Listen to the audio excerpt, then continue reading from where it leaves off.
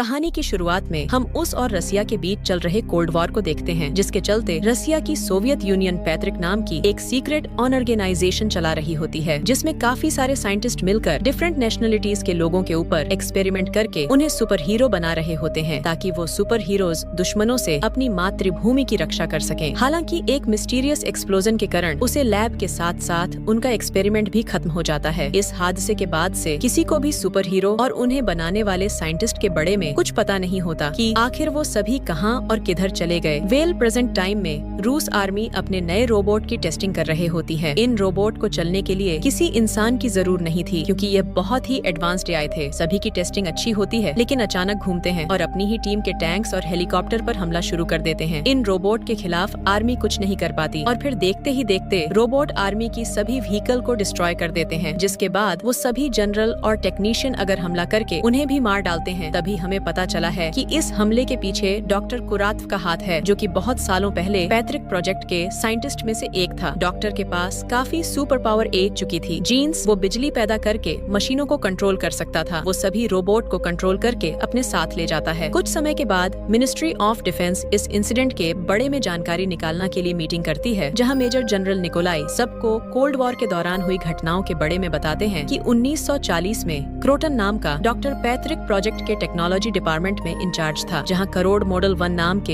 एक ऐसे प्रोजेक्ट पर काम कर रहा था, जिसमें एक रिमोट के द्वारा किसी भी व्हीकल को कंट्रोल किया जा सके। पर उसका एक्सपेरिमेंट फेल हो गया, जिसके कारण उसका प्रोजेक्ट बैंड करवा दिया। इसके बाद पूरा टॉप प्रोजेक्ट के हेड प्रोफेसर विक्टर से जुलूस होने लगा, क्योंकि विक्टर का इंसानों को सुपर पावर बनाने वाला एक्सपेरिमेंट सफल हो गया। अपने पर्सनल एक्सपेरिमेंट के लिए विक्टर की रिसर्च को चुराने का फैसला किया। ऑल में वो विच को पीछे करके खुद को एक ग्रेट साइंटिस्ट बनाना चाहता था। इस कारण कई लोग उसके शिकार बन गए, इसलिए एक रोटर को अरेस्ट कर लिया गया, लेकिन वो किसी तरह भाग निकाला और अपनी लैब में छिप गया, जिसके बाद आर्मी उसकी लैब पर गई। लेकिन क्रूटॉप ने उसे जगह पर बम लगा दिए थे, जिससे लैब में एक बड़ा एक्सप्लोजन हुआ और सभी लोग मारे गए। तब आर्मी जनरल्स को लगा कि कोरोटोम मार चुका है, लेकिन क्रोटन बैग गया था और इस एक्सप्लोजन से निकले केमिकल्स ने उसके शरीर को मॉडल 1 एक्सपेरिमेंट में बादल दिया था। इसके बाद निकोलाई कहते हैं कि अब उसे हारने के लिए हमें उसके द्वारा बनाए गए सुपर हीरोज को खोजना होगा। इसी दौरान हम क्रोटन को आर्मी के गोदाम से उनके सभी व्हीकल और रिसोर्सेज को चुराते हुए देखते हैं। यहाँ मीटिंग के बाद मिनिस्ट्री ऑफ डिफेंस पैतृक ऑर्गेनाइजेशन को दोबारा ओपन करने का फैसला लेती है, जिसका चार्ज मेजर एलिना को दिया जाता है। एलिना अपनी टीम को ढूंढने का कहती है और इस मिशन का नाम डी गार्जियन रखा जाता है। अब जैसे उन्हें सुपर पावर की थोड़ी इन्फॉर्मेशन मिलती है, वो उनकी खोज में निकाल जाते हैं, जहाँ सबसे पहले लेयर नाम के सुपर हीरो को ढूंढ निकलते हैं, जो कि यहाँ सन्यासी बनकर अपनी पुरानी जिंदगी को भूलने की कोशिश कर रहा था। एलिना उससे पैतृक प्रोजेक्ट के बड़े में बात करती है। तब लेयर अपनी पावर्स को दिखाई हुए पत्थरों को हवा में उठा लेट है और एलिना से कहता है कि मैं उसे प्रोजेक्ट के साथ कम नहीं करना चाहता। लेकिन जब यह लेना उसे बताती है कि कोर्टो जिंदा है, तो लहर उनके प्रोजेक्ट में कम करने के लिए मान जाता है, क्योंकि लहर को क्रोटॉप से बदला लेना है। इसके बाद वो ईस्ट कजाकिस्तान के लिए निकाल जाते हैं, जहाँ हम खान नाम के दूसरे सुपर हीरो को देखते हैं। जब एजेंट हथियारों से भारी गाड़ियों के साथ उनके पास जाते हैं, तब खान अपनी पावर से बहुत तेजी से मूव करता है और सभी को तलवार से मार डालता है। तभी खान लहर को देखकर रुक जाता है, जहाँ लहर उसे बदला लेने के लिए अपने साथ आने को कहता है। इसके बाद वो नॉर्दर्न साइबेरिया जाते हैं, जहाँ एसुस नाम का तीसरा सुपर हीरो जंगल में रह रहा था। एसुस जैसे ही कुछ सोल्जर को देखा है, तो वो एक जानवर में बादल जाता है, उन सभी को फेंकने लगता है। तभी इसकी नजर लेयर और खान पर जाती है। अर्सस भी बदला लेना चाहता है, इसलिए वो भी उनके साथ शामिल हो जाता है। अब वो लास्ट सुपर हीरो को ढूंढने के लिए मास्को जाते हैं, जहाँ जीनिया एक फेमस परफॉर्मर बन गई है और वो अपनी पावर्स का उसे ताल में परफॉर्म करने के लिए करती है, क्योंकि जीनिया पानी में इनविजिबल हो जाती है। शाम को एक शो के बाद जमिया खान को अपने ड्रेसिंग रूम में देखकर उसे पर हमला कर देती है। तब खान फाइट को रोकने के लिए तेजी से मूव होकर दूसरी ओर खड़ा हो जाता है। इसके बाद उसे सीनरी को याद दिलाता है कि वो उसका दोस्त है, पर सेनिया उसे पर दोबारा अटैक करती है। तभी वहाँ लहराता है और जरिया उसी पर भी अटैक करती है। इस फाइट में लेयर जितना है, क्योंकि इसने सीनरी को फाइट सिखाई थी। तभी एसुस वहाँ आता है और जीनिया को समझता है कि हम सभी अपनी पावर्स के कारण पिछले 40 साल से जवान हैं। साथ ही कहता है कि भले ही तुम हमें याद न करती हो, लेकिन तुम उसे आदमी से बदला लेने के लिए हमारे साथ ए शक्ति हो, जिसने हमें ऐसा बनाया है। इस दौरान आर्मी को बना लिया होता है। वही सभी लोग अब पेटीएम हेडक्वार्टर्स ए जाते हैं कि उसे सिर्फ 1978 की मेमोरी याद है, जहां डॉक्टर ने उसे सेवा श्रुपाल के पास देखा था, लेकिन उसकी पहचान कोई नहीं कर सका। उसे सिर्फ उसकी रिंग से अपना नाम पता चला, लेकिन डॉक्टर ने कहा था कि टाइम के साथ उसकी मेमोरी वापस ए जाएगी, लेकिन अभी तक ऐसा नहीं हुआ था। इसके बाद जीनिया ने नोटिस किया कि उसकी आगे बांट नहीं रही है, इसलिए वो लोगों की नजर में आने से बचाने के लिए ट्रैवल करने लगी। जीनिया अपनी पावर्स के बड़े में बताती है कि वो पानी में इनविजिबल हो सकती है और किसी भी सिचुएशन के अकॉर्डिंग अपनी बॉडी के टेम्परेचर को कंट्रोल कर सकती है। इसी दौरान एलिना की टीम का एक ऑफिसर वहाँ आता है और उन्हें बताता है कि उन्होंने क्रोटन को एक कबड़खाने में नोटिस किया है और वो उसे एरिया को अपने कमांड सेंटर की तरह उसे कर रहा है। इसके बाद सभी उसे जगह पर पहुँचने हैं जहाँ बारिश होते थे। जीनिया खुश हो जाती है और पानी में भीगकर इनविजिबल हो जाती है। तभी उन्हें पता चला है कि किसी ने उनके सिग्नल को जाम कर दिया है, इसलिए वो हेडक्वार्टर से कम्युनिकेट नहीं कर पाएंगे। अब वो चारों अलग अलग जगह से हमला करने के लिए एक दूसरे से अलग हो जाते हैं, जहाँ जीन या बिना परवाह किया अंदर चली जाती है। यहाँ करोड़ की गार्ड्स के पास स्पेशल वॉगल्स होते हैं। जीन्स जीनिया का बॉडी टेम्परेचर दिखाई देता है, इसलिए वो तुरंत अपने स्पेशल वेपन से जीनिया को फ्रिज कर देते हैं। दूसरी ओर एसुस और खान अपनी पावर से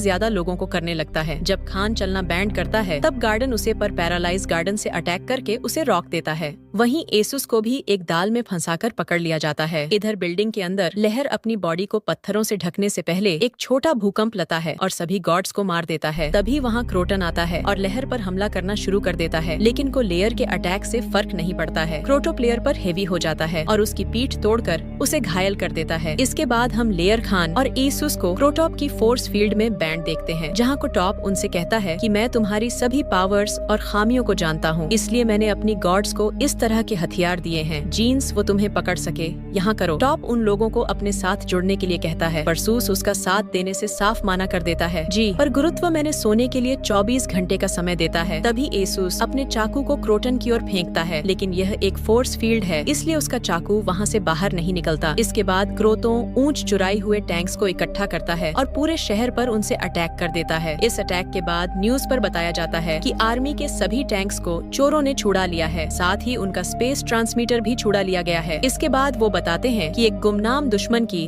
और अपनी आर्मी ले जा रहा है। जी वजह से शहर के सभी लोग शहर छोड़कर भाग रहे हैं। यहाँ हमें पता चला है कि कोरुटोम ने जनरल दुर्ग के साथ सौदा किया था कि अगर वो सुपर हीरो को उसके हवाले कर देगा तो वो किसी भी चीज को अपने कंट्रोल में नहीं लगा, पर क्रोतो डॉल की डील को भूलकर उसे मार डालता है। अल में क्रोतो अपने मॉडल 2 प्रोजेक्ट को शुरू करने वाला था, जिसमें क्रोटॉप उसे ट्रांसमीटर को ऑस्टिनो टावर और फेडरेशन टावर से जोड़कर रूस सैटेलाइट को सिग्नल भेजेगा और इस सिग्नल के जाते ही वो सभी सैटेलाइट को अपने कंट्रोल में ले लगा, जिससे धरती पर मौजूद सभी चीज उसके कंट्रोल में। इस बीच एलिना लेयर को वापस हेडक्वार्टर ले जाती है। जब लॉर्ड ठीक हो जाता है, तब अलीना को बताता है कि मैं जब बेहोश था तब मैं अपनी बेटी को देख रहा था। लेयर बहुत दुखी होकर बताता है कि मैंने अपनी बेटी को बुद्ध होते हुए और उसे अपनी नजरों के सामने मरते हुए देखा है। अल में लहर के पास सुपर पावर होने से उसकी उम्र नहीं बांट रही थी। जी करण अब वो बहुत दुखी हो चुका था। इसके बाद एलिना से मिलने करों का पुराना लैब पार्टनर विक्टर आता है। विक्टर बताता है कि वो इतने सालों से छुपा हुआ था, पर जब उसने न्यूज पर क्रोतों को देखा तो वो वहाँ ए गया, क्योंकि उन लोगों को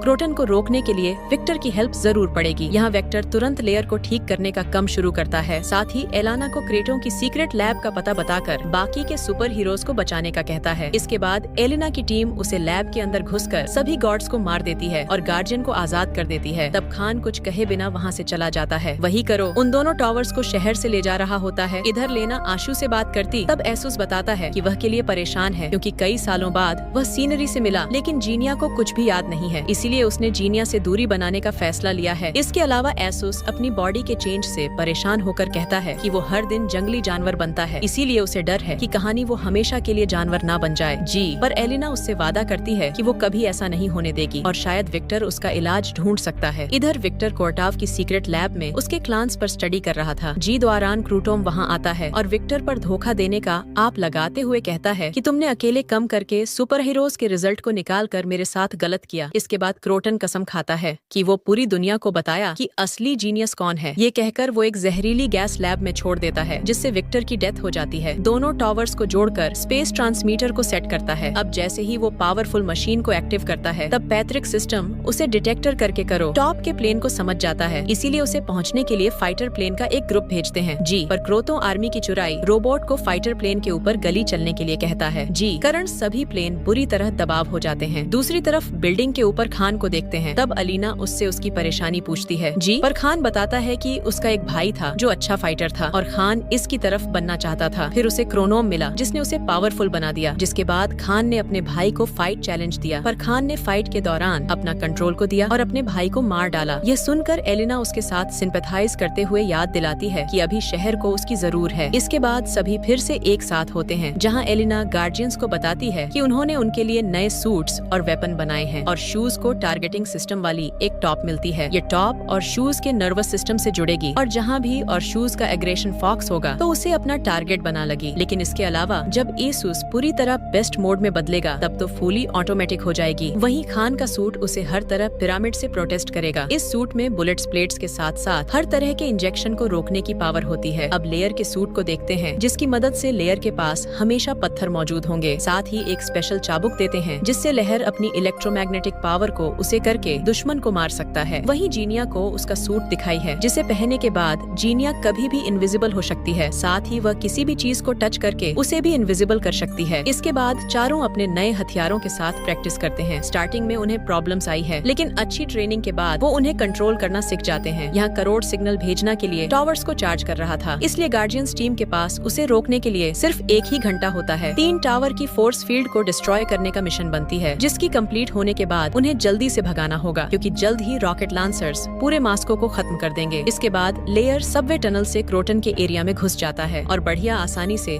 सभी गॉड्स को करने लगता है। दूसरी ओर एसूस और दुनिया सड़कों पर खड़े पहरेदारों से फाइट करते हैं। जीनिया सभी को इनविजिबल होकर मारती है और एसूस बेस्ट मोड में जाकर सबको मार डालता है। इसके बाद जीनिया मॉल में लहर से मिलने के लिए एसूस के ऊपर बैठकर जाती है। इधर खान प्लेन से टावर तक पहुंच जाता है, पर रोबोट उसके प्लेन पर अटैक करते हैं, इसलिए खान को प्लेन से कूदने में परेशानी आई है। दूसरी तरफ अर्सस लहरिया वहाँ से क्रोटॉप के टावर तक पहुँचने के लिए एक बड़े पाइप को पर करना शुरू करते हैं। जी दौरान गॉड्स एक साथ उन तीनों पर गोलियां चलने लगता है, जिससे एसूस फिसल जाता है और लेयर दल बनाने के लिए अपने चाबुक को एक्टिव करता है। तभी खान प्लेन से कूदता है और गली चला रहे गॉड्स को नीचे गिराकर मार डालता है। इस बीच क्रोटन की लैब में एलिना को विक्टर मिलता है, जो कि जिंदा था पर उसके पास ज्यादा समय नहीं बचा था। विक्टर एलिना को बताता है कि अगर सारे सुपर हीरोज अपनी पावर को एकजुट करेंगे तो उनकी पावर्स और भी बांट जाएगी, जिससे वो ग्रोथ को आसानी से मार सकेंगे। इसके बाद चारों गार्जियंस टावर में जाते हैं और कुछ राजकुमार को करने के बाद वो जनरेटर के पास पहुंच जाते हैं। तब जीनिया जनरेटर को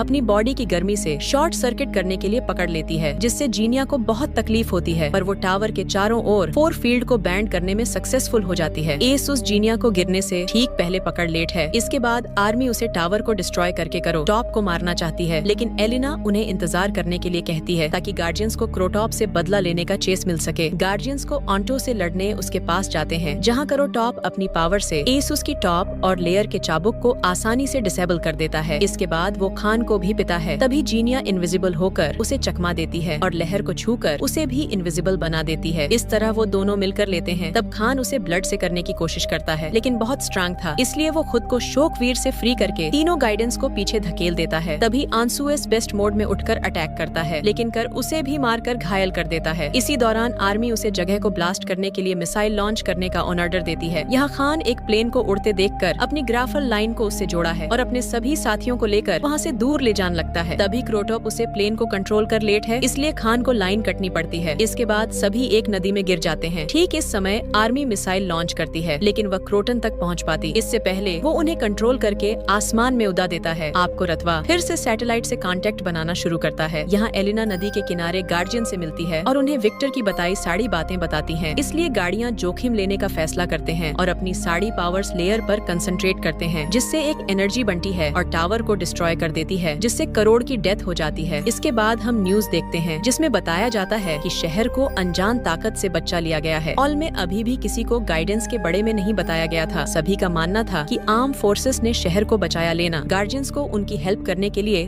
थैंक्स बोलती है। अब सीनरी की मेमोरी भी वापस आ चुकी थी और वो फिर से एसूस के साथ अच्छी लाइफ शुरू करना चाहती थी। सभी गार्जियंस वादा करते हैं कि अगर फिर से कोई बड़ी मुसीबत आई है तो वो वापस आएंगे। उनके जान से पहले एलिना उन्हें बताती है कि उन्हें बाकी के गार्जियंस मिल गए हैं। कुछ समय बाद आधी रात में 2 आदमी एक बहन को रोकने हैं, जिससे एलिना बाहर आई है और उनसे लड़ती है। तब बलेनो को एक आदमी से पता चला है कि उसे परम नाम के किसी आदमी ने भेजो था। यह नाम सुनकर एलिना टेंशन में ए जाती है और इसी के साथ ये मूवी यहीं पर